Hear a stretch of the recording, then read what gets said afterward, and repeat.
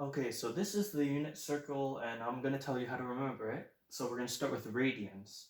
So we know that it starts off with 0 pi, it goes to half pi, then 1 pi, and then 1.5 pi, or sorry, 1.5 pi, which is the same thing as 3 over 2 pi, and it goes to 2 pi, and this continues on in the counterclockwise direction. And if you go clockwise, you're going in negatives. So first, how do you remember the angles within each quadrant?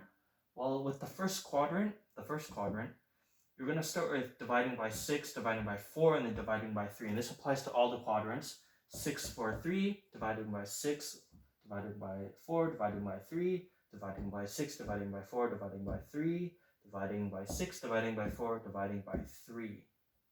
So how do you remember the numerator? Well, for the first quadrant, you're just going to stick with pi. So pi over 6, pi over 4, pi over 3. For the second quadrant, you're going to take the denominator and you're going to subtract 1. So you're going to have 2 pi over 3, 3 pi over 4, 5 pi over 6. For the third quadrant, you're going to take the denominator and you're going to add 1. So 7 pi over 6, 5 pi over 4, 4 pi over 3. And for the fourth quadrant, you're going to double the numerator and subtract 1. So we have 5 pi over 3, 7 pi over 4, and 11 pi over 6. And so for degrees, we start from 0, go to 90, 180, 270, and 360. So I like to remember it where the middle point is always 40, adding 45. So 0 to 45, then 90 to 135, 180 to 225, and 170 to 315. And in between, you either add 30 or subtract 30. I feel like degrees should be a little bit easier, but essentially it's split up into adding 30, adding 40, adding 30, adding 45, and subtracting 30. And so for the coordinates.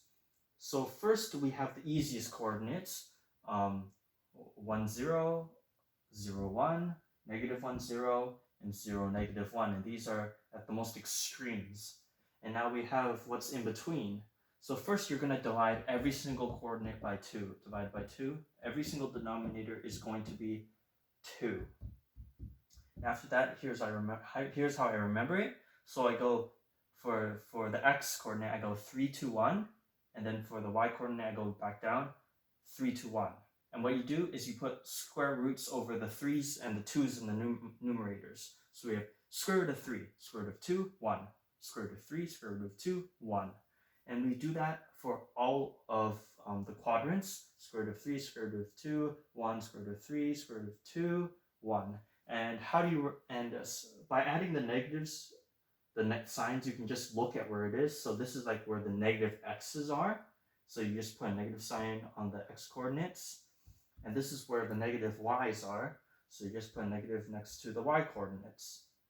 And the last thing, or the last few things I would like to say, is the x coordinate is same as cosine theta, and the y coordinate is same as sine theta, and tangent theta is equal to sine theta over cosine theta. So these are important for you to know. So say if I was looking for cosine pi over 6, that would be root 3 over 2. So that's kind of useful. And also you have to remember where I guess where when sine, cosine, tangent are positive or negative. For the first quadrant, everything is positive. For the second quadrant, only sine is positive, and cosine and tangent are negative.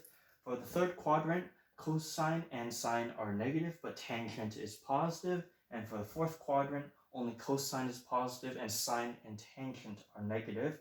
And you can remember it with cast or acts.